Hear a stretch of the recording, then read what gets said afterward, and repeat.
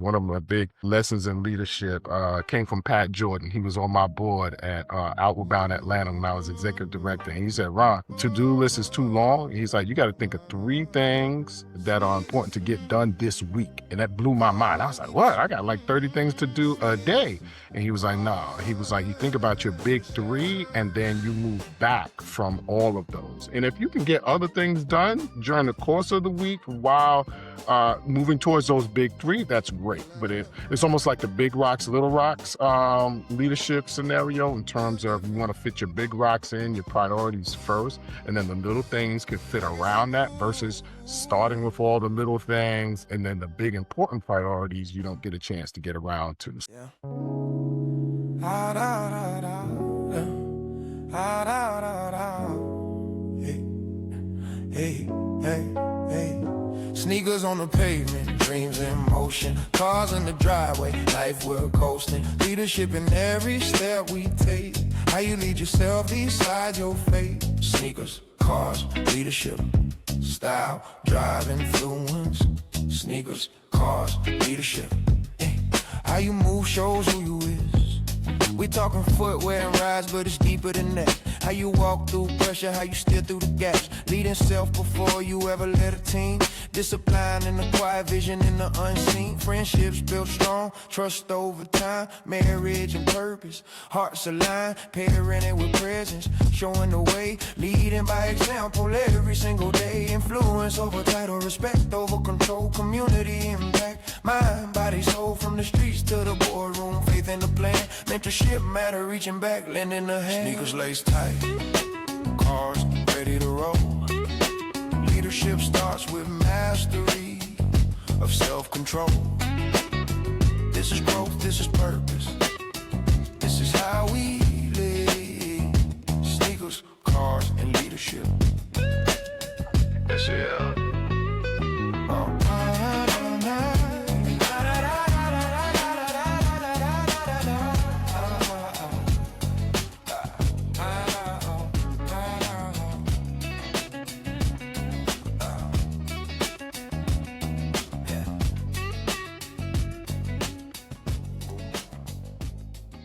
Welcome back to Sneaker, Cars, and Leadership. I'm your host, Dre Hub. So there's a massive difference between having a badge and having a brand. There's a difference between having a title and having a voice. And so today, we're going to talk about the ultimate leadership cheat code called influence. And so because at the end of the day, if you can't move people when you don't have the power to fire them up, you aren't leading. You're just taking a walk. And so before we bring in our guests, we got to talk about my kicks of the day. And so they are the Jordan 1 Retro High Black Satin Gem Red. Now listen, Jordan Brand dropped these in 2020 as a tribute to the 1985 heritage. But instead of just leather, they went with this satin finish. So this is inspired by MJ's original warm-up suits. So see that the lesson there is influence is built in warm-up. So it's the work you do in the gym, in the dark, in the quiet moments that allows you to show up when the satin smoothness, when the lights come on. And then I say for my ride today, I'm just thinking about it. So 2014 Lexus GS350 I used to own. It was white on black. If you think about it, 2014 was the year Lexus really dialed it in. They had that 8-speed transmission. It was made to drive seamless. It gave you the power exactly when you needed it without making a scene. That's what I'm aiming for today, that 8-speed leadership, being able to shift gears and influence any room from the boardroom to the living room with total compromise. Well, I say without compromise, but with total composure. So joining me today is a man who understands this quiet power better than most. He's an executive, a community pillar, and someone who knows how to move the needle without needing a megaphone. So Ronald Skeete, Vice President at 110, a nonprofit driving skills-first movement to unlock career opportunities for talent without 4-year degrees. So what's That's good, right. Ron? Welcome to the show. Tell us about yourself and your background.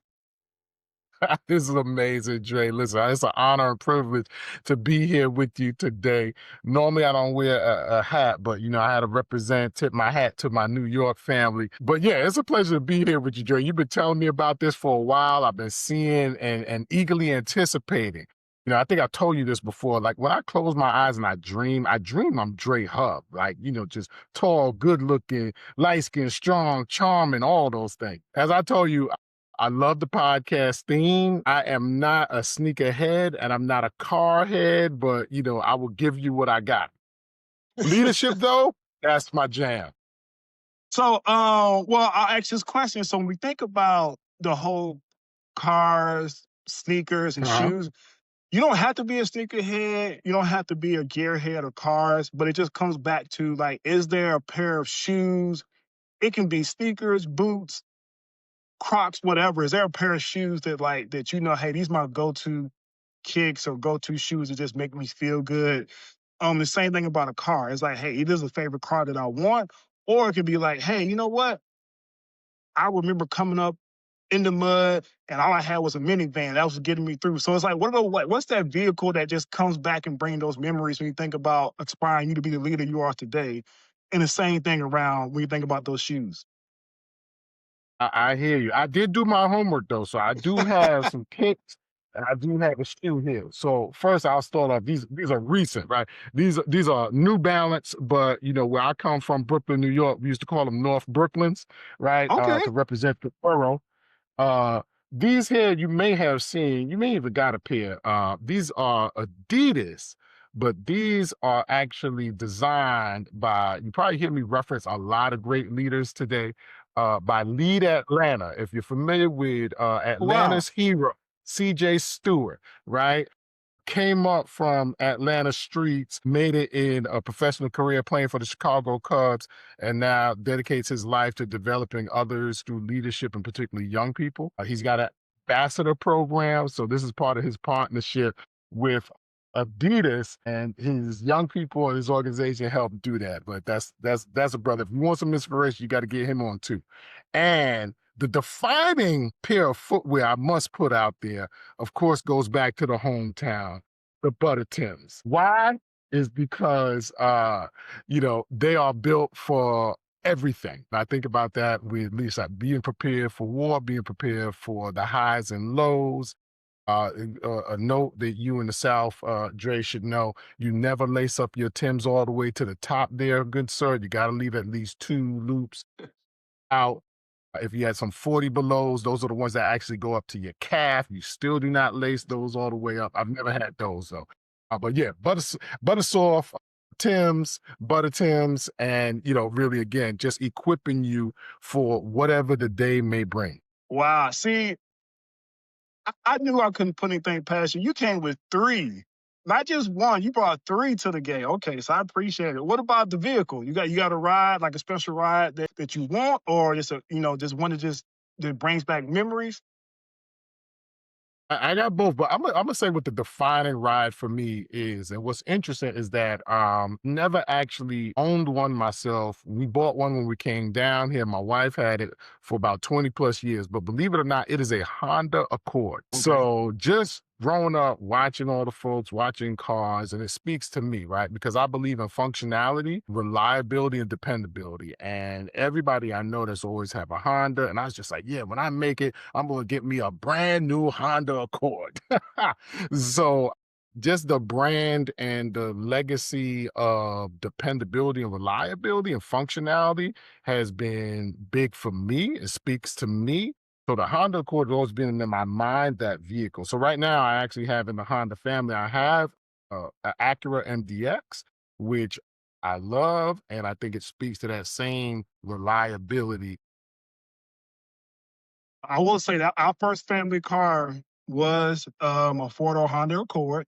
So that was our first family car because when we Treated you well, I bet. yes, treated me very well. When we first got together, me and my wife, it was her and I, and we had the baby, and we was in a two-door Ford Mustang. So it was five-speed stick shift, but couldn't get around too long on that, so we had to shift over to get that four-door Accord. But it's reliable. All I had to do was get an oil change, tire rotation. That's all you had to do. That's it. Anybody works should be crazy. I don't take too much, right? It's like I don't need too much fancy stuff. Let's just get to work. And then we also had a Acura MDX. Okay, okay. Yeah, I'm So yeah, we loving it. had a I can't remember what, I think it was gray. It was a gray with like a dark gray interior. I think so my wife Okay. had always wanted an MDX. So we had that one for a couple of years. That was very reliable too. And I think the only thing, because we had to take it to the shop, it was more so for recalls. But aside from that, oil change, Hey tire man, rotations, that was it. don't jinx me, man. But knowing you, Dre, you probably had every car, man. You're a connoisseur.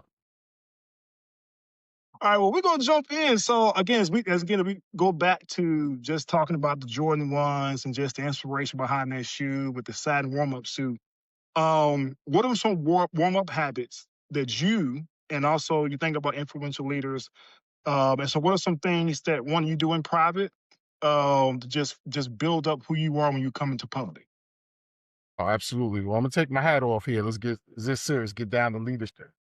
Um, So I would think some of my practices is one, it sounds a little cliche, but staying grounded. I definitely appreciate time to be on my own. I try and set up where at least there's at least 30 minutes to an hour every day where between prayer and meditation and focus, I'm able to kind of lock in, as the young folks say, right? Be able to see what is the big priorities. One of my big lessons in leadership came from Pat Jordan. He was on my board at Outward Bound Atlanta when I was executive director. And he said, Ron, to-do list is too long. He's like, you got to think of three things that are important to get done this week. And that blew my mind. I was like, what? I got like 30 things to do a day.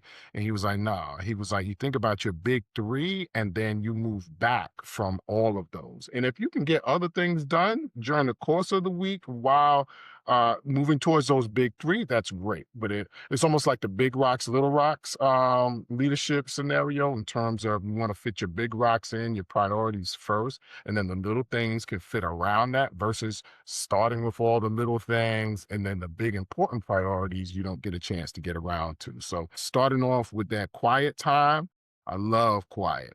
That quiet time, just being by yourself, alone with your thoughts, kind of being able to plot out what's important is really key to my leadership strategy. Got you. And like, and I know when you think about people who might be listening to this podcast, how did you get there? Like, how do you like build it up to that moment? Like, what was it in the beginning? And then you had those people like Pat come into your life. But how did you, when you got to that moment, what was it in the beginning? What was that transitional period? Like, what was those hurdles you had to go over? Wow, you got some great questions here, man. You prep me on stuff, but you just really going organic. I love it. Let the spirit lead you. So, like I said, I'm gonna probably throw a lot of names out here too for those who are listening, right? Because I believe that leadership is legacy, right? And it's passed down and passed on. There's not really a lot of things that are new under the sun, but the better we get, it's that combination of knowledge and experience, and you only get experience by doing, right? So the better you're able to position yourself between knowledge, what you can learn and read, what you can see, and what you can actually experience, right? You can actually fast forward some of that by being around great leaders and people. So you say, how do I get to that point, right? I had another leader, Michael Johnson. He gave me my first full-time job in Brooklyn, New York at the Science Skills Center. And one of the things he did, he was a big time leader, educator, and somebody who sometimes you look at leaders, you're like, man, you're just blowing smoke. And he said, I get paid to think. And at that time, I was young in my career, and I was like, this guy is just being lazy. He just wants me to do all the work. Who gets paid to think? You get paid to do, to act. But I will tell you, Dre, that was one of the big epiphanies for me. And I would probably say the first phase of my leadership development, first 5 years of my career, is realizing when I actually took the time to stop and think, it made a world of difference. Actually, when I, talk to and get the chance to engage new leaders, one of the things I tell them is you need to put on your actual calendar, whatever you're using to manage your time, you need to put focus time, whatever you want to call it, that time to think. Because many times we will put our meetings, we will put our calls, we will put our reports, all these deliverables, but we don't put the time to actually do the work to get there, right? Or we underestimate it. And what happens is that's when you find yourself working on weekends. That's when you find yourself working after the clock because you scheduled your time with everything else external to you, all of the things that are knocking on your door, as opposed to deciding what your focus is first and fitting those other things around that focus. Wow, no, that's good because what I've seen or what I believe is in order for you to be that next level leader to inspire and really do what you were born and doing that gift, you got to be able to organize your life. Because Yes. if everything is disshuffled, then you can't be that person, you can't inspire. So as we think about this episode about influencing and influencing versus authority and what that looks like, what's the biggest difference that you've seen when it comes to leading with authority and leading through influence? Yeah, it's kind of like what is that movie, The Godfather, where they say, "Would you rather be loved or feared?" Right? And when I think about that, and I think about legacy, it's those same dynamics, right? It's almost like in parenting as well, right? It's like when it's done through authority only, or let's say fear or power, what happens is you, the entity who wields the authority, needs to be present all the time, and that's limiting in terms of what the organization, the body, the company can really do and grow to, right? Because true high performance teams and organizations give enough allowance to the in the organization. They look at everybody as a leader to grow, right? Exponentially versus just linear, right? So when you now think about influence, right, that area of respect, and what I really say, it's really relationship building, being able to partner with others in a more powerful way. That is the big difference between leading through authority and leading through. And now, the best case scenario, you have a combination of both. What you will see, or what I've seen in my leadership career, is that the influence takes the relationship building, which is more sustainable over time, and it's also going to breed a legacy of other leaders who develop other leaders that, again, develop these systems, develop these companies and these organizations to take it to levels of performance that you've never even thought possible. Yeah. And I guess when you think about just the generations that's coming up today, everybody's just hungry for that title. They hungry for that position. That's what they're working for. They're working for, and they're working for that. Don't get me started. And when you think about you as a leader being in that space, like what have you seen trying to navigate through that and trying to coach people around those ones who are trying to chase the title, who are trying to chase the position, and trying to teach them about the influence and piece? Because one, I guess you have to influence them too to Yeah. learn how to influence and not just chase this title.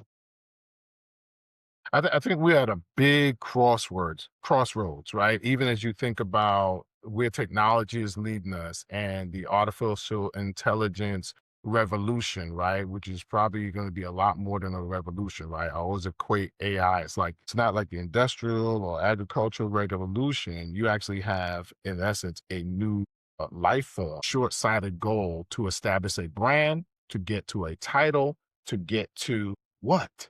And that what is important, right? Because eventually you're going to run out of titles. Eventually Yeah, you're going to run out of those different things. And when you think about what's sustainable, is the impact and the value that you can add to any space that you walk into, right? And that isn't a microwavable process, right? That's a process that is based on consistency and delivering those results consistently over time in different spaces as well. So I don't think it's a bad thing that people raise their hands, but I believe the social media and all this stuff has kind of microwaved some of those thought processes where people actually are receiving positions and titles because of really moments in time, but not a movement, and definitely not mission driven value adds. And I think that's yeah, where companies they scratch their heads. Well, why can't we get to the next level, or why we keep spinning is because we actually built a foundation sometimes on leaders who were not grounded in something that's sustainable, right? It was just for that moment and just for that time, which I think just shortchange us in terms of where, companies can go in terms of performance overall. Yeah. And in that, what do you see? What's been more powerful, the the actual influence or the authority? Which one has been more long lasting and powerful?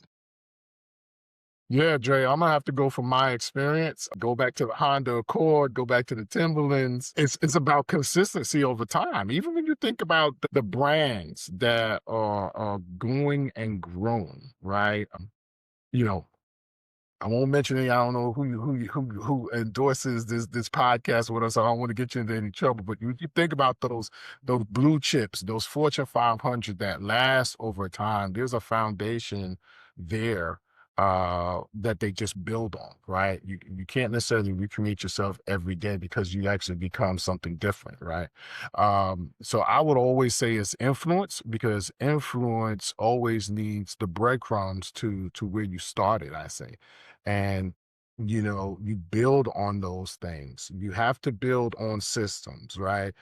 Even if you're leveraging technology, even if you're leveraging AI. What I say a lot now is that a lot of companies, sure, it's the thing that you have to get engaged in, but a lot of companies feel full AI adoption means that everybody in the company uses it. You have your own internal, GPT version, which is really just like a interactive library, if you will, right? But it's not transforming the business. It's not transforming how you do business. Does that make sense? No, that makes a lot of sense. That's one thing when I think about just the AI and all of right now is because each business still has those firewalls up, Hmm. the information is not all out there. So you Yep. still need that human element to influence what comes out of the data. Because the data is, I mean, whatever spitting out of the AI tool or what's coming out of it, there's still some hallucinations in there because it doesn't have access to everything. So you're still going to need Absolutely. that human element. You're still going to have to build that muscle, still be able to know how to influence because you can't sit here and just use your title. I was reading an article earlier today, and it was saying that they're starting to see a pullback. And I don't know what get your brain on this. This just came up. I know it wasn't in the pre-read. It was that hey, they're starting to pull back on investing and promoting and hiring and elevating Gen Zers because they're starting to realize all they're doing is putting stuff into AI and then spitting it out, but they don't know what they're talking about. They don't know what they're And it's sharing. not sustainable. And it's not sustainable. Right? So if you're building your company on that, it's almost like, the old school. You're building it on the foundation of sand. You're building it on smoke and mirrors that when tested, it won't stand up against the test of time. It won't stand up against a company that has great leaders that are building a legacy in others, right? Because again, the artificial intelligence is a great complementary tool, but as human beings and our experience and experiments, right? I really wanted to lean to experiments. That's something that AI is not necessarily going to be able to do, especially early on, because it's all logical and factual, right? It's ones and zeros that go in that add up to something that historically it's seen. And that's where the human je ne sais quoi, the beauty of humanity is there, that we will think of something that has never before been thought of, right? You think about a TV, right? Somebody who's like, hey, I can make a box into something that actually shows lives across the world. It's like, what? I don't even understand what you're saying. But yeah, that's exactly what that has become. And I think, again, with those limitations that artificial intelligence has right now, they may not have it 5 years from now, but right, that's where the human element is still vital. If we're not creating legacies that understand how to build on that in terms of the way of critical thinking, engagement, and experimentation, then again, it won't be sustainable. And then you'll have a company that's strictly run by artificial intelligence, which is going to be a whole different entity, right? Yeah, We have not seen that yet, but I think we will. yeah. I think the creativity is going to be limited because it's still in the box because everything is not connected. And the other part of it too is that the beauty and benefit of artificial intelligence is also, you also have to look at it complemented by, it's like a gift and a curse, right? Because what part of humanity will it take away from us the more we rely on it? Right. So it's not only about productivity, but you and I, as we move forward in life and how we get to that next level of was this existentialism, it's that next level of satisfaction, that next legacy building, whether it's moving from an individual, growing in a company, building a family, being able to see those things happen, right? The challenge is to ensure that the technology doesn't take away from that, because who will we be as human beings? Yeah.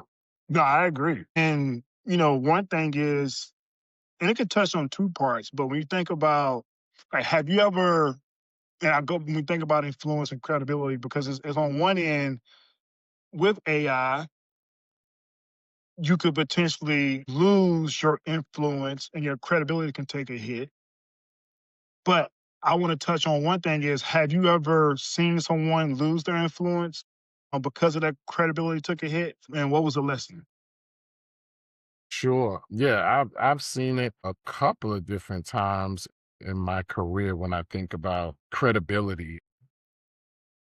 One was probably just straightforward when you realize that somebody was misleading you, right? And then the rubber doesn't meet the road. Names, we saw that happening, and what happened with that particular leader, they had to find another organization. They had to go someplace else. But when we think about root causes, what I saw in following that leader from afar is that until they really addressed that, it kept coming up in every environment and company that they went to, whether it took a year, whether it took 10 years for it to reveal itself. And really, when you think about that credibility factor, for me, it was that leader taking shortcuts, period. It was them taking shortcuts, some quick and easy wins that did not address the real issues that needed to happen in that organization. It takes them a while, but again, only you can only spin off but for so long.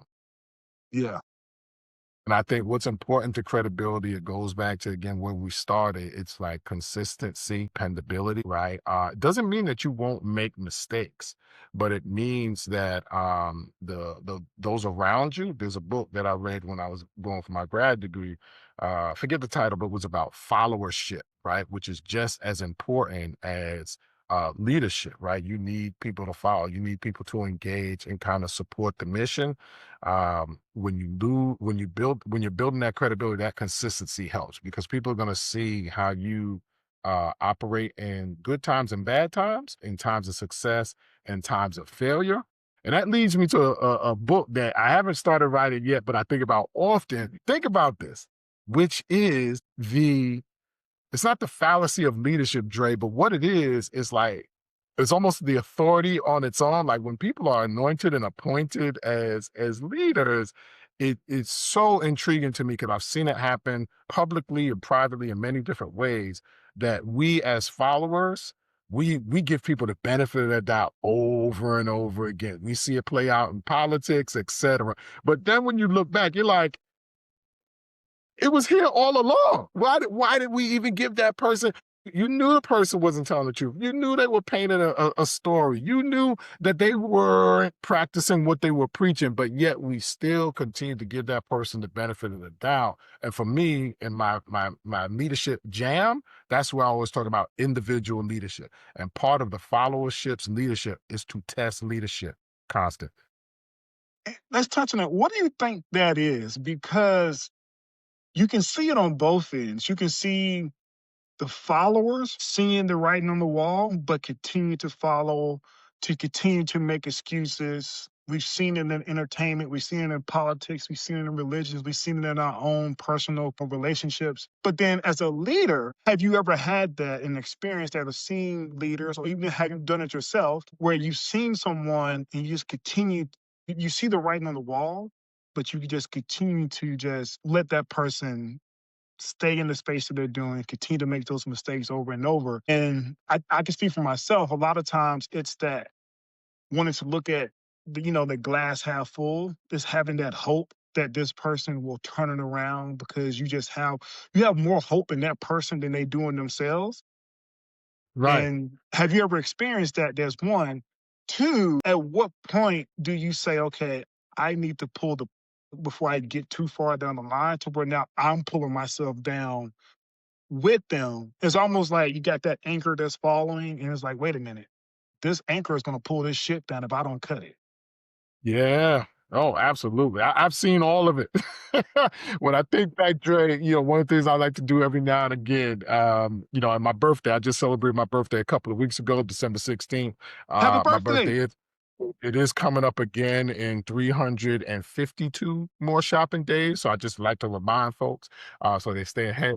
But I've got I reflect, right? So I've got 33 years of professional leadership experience. I've worked with across 8 professional organizations, some national, volunteered, whether it's a board member, et cetera, at about 6 or so organizations. So I've had the chance to see a lot of those ebbs and flows. And a couple of things we talk about when you lose credibility, I don't believe in what do we call it? Cancellation or whatever. I believe in lessons learned, right?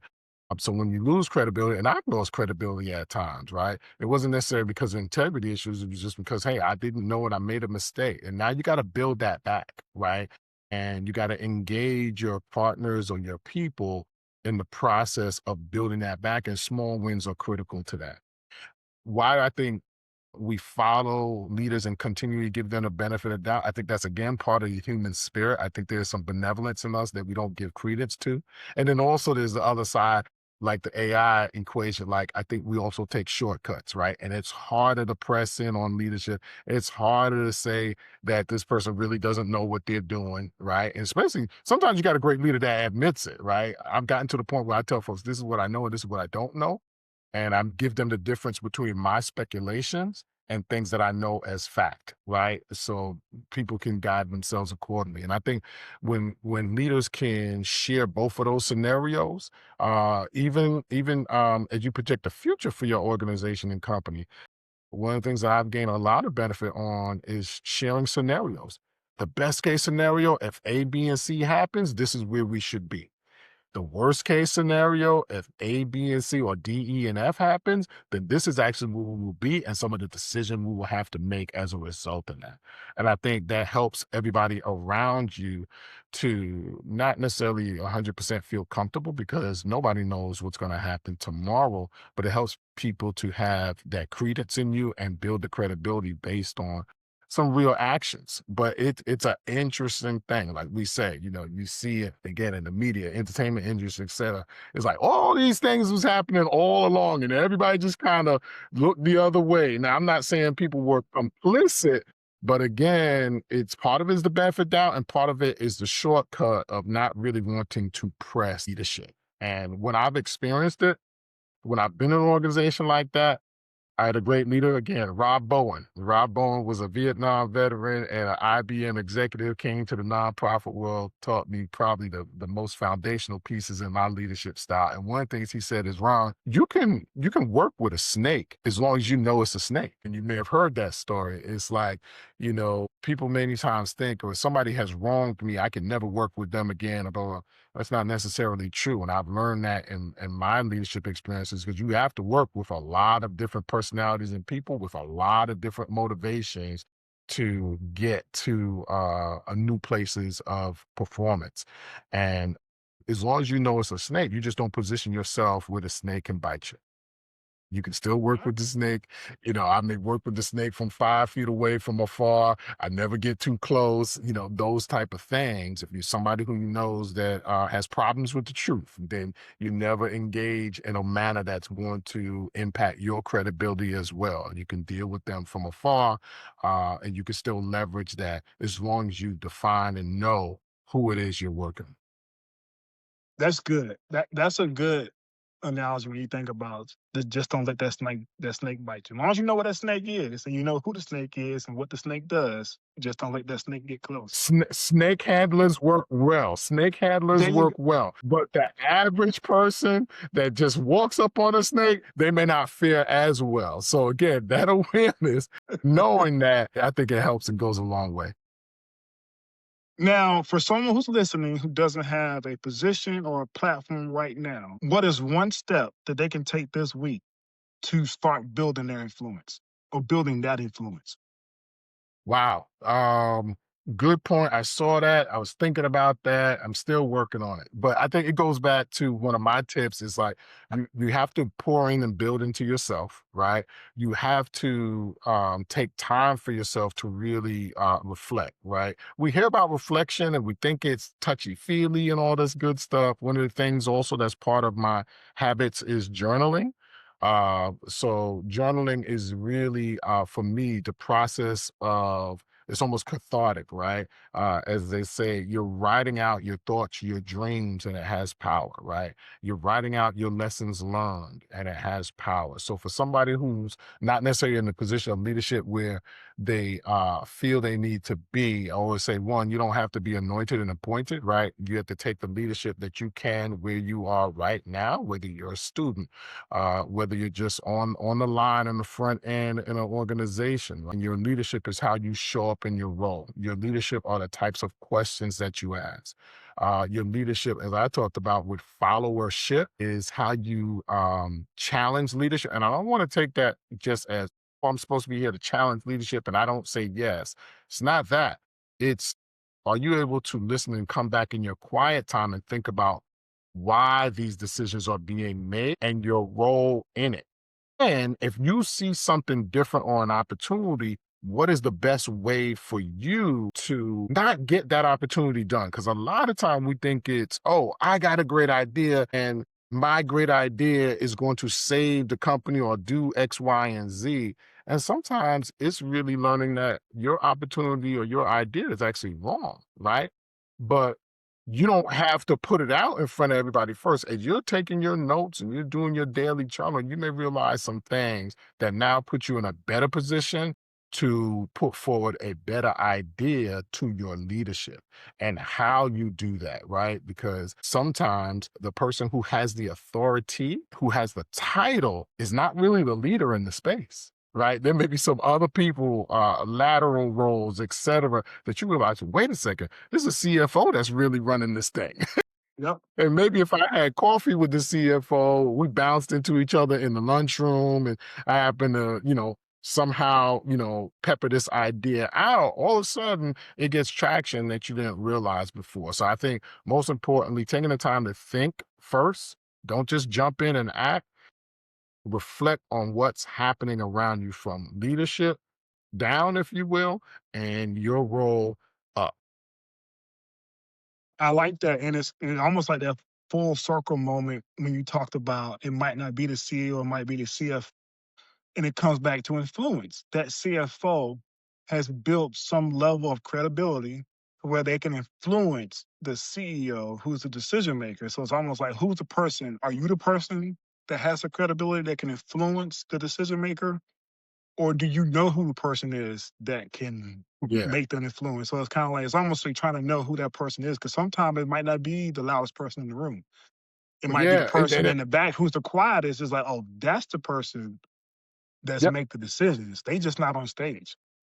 And I've learned that in the boardroom in my role in nonprofits all the time. The person who has the role of chair is usually never the real power base, right? So they may be saying yay or nay, but there's somebody in that room who makes a call after the meeting that actually has a lot of influence, even sometimes more so than the chair. But here's something I would say about the authority piece too, right? It's almost interesting that I think, and this is where I think influence is important. Like you're not going to work your way up through a company if that's what you want, or work your way up through experiences, right? Because that's how we grow in life. You're never going to do that just through a title. You're always going to do it through real life experiences and actions and interactions, right? Yeah. So again, it's never knocking the authority. And I think a tangential lesson for me was sometimes you have authority when it's not in the title and it's not even given to you.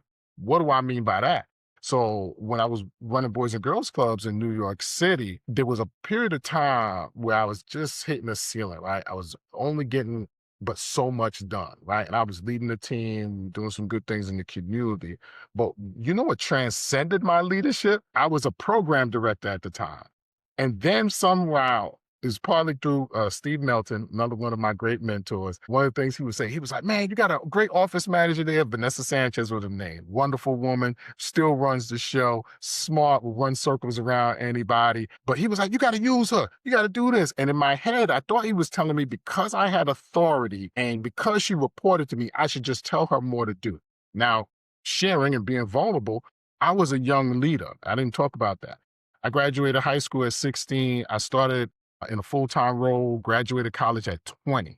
So it was always important for me to leverage influence versus authority, right? Because people could look at me and they're like, "Who's this guy? Yeah, he's wearing a suit and suspenders." Yeah, I did wear suspenders, right? But they were like, that didn't, and I did that in my head. I'm like, "Oh, it's gonna make me look older." And, but I was baby face, 20 years old. It was like, man, please. I'm trying to supervise and manage folks that are, 3 times my age, dealing with parents because it was a youth organization. And they're like, "Yeah," one of the questions is say, "Do you have any kids, Mrs. Skeet?" And I would have to say no. So again, it honed me earlier to really think about relationship building and influence. But going back to this story, in terms of authority is I was hiding my own insecurities, right? Because I was like, "Oh, if I ask her to do more or I lean in more, it's going to show that I don't know how to do this or I'm not comfortable in this." And that was far from the case. When I leaned into partnering with her, which I talk about in terms of leadership and leadership privileges, right? You get the privilege of partnering with people, not powering over people. And then this is one key thing that happened. I started to think of myself as the executive director. Even though I was the program director, I didn't have the title. When I started to think about myself as the executive director, I just moved different. I saw problems differently. And I saw it from a different perspective that allowed me to grow into that. And it allowed me to actually grow my vision because the other component of leadership is vision, right? And there's a good book that says, without a vision, people will perish, right? To grow unless somebody has a vision of what could be and not necessarily what is. So it's interesting dynamics around authority there. That's powerful. And I love that. Again, without vision, we're going to perish. And that's very key. And that's one thing I've kind of just seen where I've been, hey, act as if I was already in that role, Yep. in the role I am today. So I was wearing Full suits. power. I was wearing suits on the front line. So because I'm like, hey, I'm dressing up and I'm wearing as if I'm going to be the director and so on and so on, and thinking and making those decisions because I'm practicing now, Yep. preparing for then versus trying to wait till you get there. Because once you're there, it's too late. If you're trying to get That's ready right. when you're That's there, right. it's too late. You're already behind the eight ball. That's right. So so final question. So what's one leadership lesson on power of influence you want every leader, every listener to walk away with? Hmm. Wow. All right. Let me see. I think I wrote down some notes on this one here too. So I would just wrap it up this way. I'd say everybody has an opportunity to lead. I think what's key in that is listening deep. Another great leader I worked with, H. Walker, at Boys and Girls Club of America. He often used to say, "If you listen to the business, it will tell you everything it needs." Right. So I think our ability to listen deeply. It's not really about what we talk about in our plans because I believe that leadership is not necessarily that you lead people, that you lead the solution, if you will, but you have the opportunity to lead the organization in a way that finds the solution. It's not about one person and one line, right? You can be the inspiration that allows your company to grow and see things differently. I think this is a pivotal time as we talked about the intersection of artificial intelligence, right? For human leaders to stand up and really not fight artificial intelligence, but almost like we talked about how we give human leaders the benefit of the doubt. We've given artificial intelligence a lot of benefit of the doubt, a lot. I mean, and we need to test and challenge that. And ultimately, as you listen deeply, as you take that time using things, whether it's a journal, etc., to reflect on your thoughts, how you're going to show up as a leader, it's going to make a world of difference. The last thing that you and I talked about was seeing yourself in your future you, right? Before you get there, and walking into that is so powerful, right? Others around you will start to see that. Others around you will start to move differently around you, and you will start to see issues differently than you are just being limited. And that's the thing, right? Authority in the title is good, right? And it will come. But if that's all you're focused on, you will limit yourself based on that authority and title. And when you think about the influence you can have, you will limit that as well. And our biggest influence is when we're able to listen deeply to others. It could be the environment, it could be the situational awareness, and then lean into that in a way that creates new levels of performance for you and your organization. Wow, powerful. I really appreciate all the wisdom that you have shared today. And so, before we close out, is there any last thing you want to share? Anything you want to call attention to? Yeah, you see my shirt, and one of my passions is parenting and supporting young people. So, you and I are part of a 100 Black Men, and mentoring is sort of our focus to create the next generation of leaders. And I just say that to anybody who has the opportunity and responsibility of a younger person, whether it's a young person you lead or a young person in your family, that these same lessons of leadership apply in the home as well. These opportunities for you to listen deeply, because there's no necessarily rule book on parenting, etc. Listen deeply, right? To the young people, that legacy in that which is sustainable, not these one hit wonders, these momentarily brands and momentarily moments, the things that happen out of building a stronger relationships. Man, I appreciate that. And I love how you just kind of throughout the episode just talked about different mentors and people that were inspirational to you. When I get a chance to do a podcast, you're going to be a name that I'll drop because I know you've been a huge mentor, inspiration to me over the past years. I know you continue to be. So I appreciate you taking time to come out here and be on the episode. And I'm looking forward to just a lot of the great work you're going to continue to do.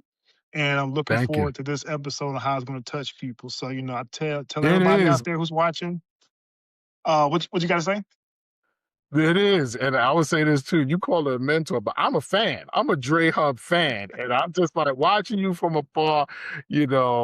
Seriously, I think everybody who gets a chance to know you, Dre, knows that you have a God-inspired mission, and you are on it. And we support you, and just keep going, man, because it is changing the lives of a lot. I appreciate that. And so with that, I just tell everybody, man, take care of your soul, take care of your circle, and make sure you take care of your peace. So sneakers, cars, and leadership. This is Dre Hub, Ron Skeete. You all have a great day, and I appreciate you. All right, take care.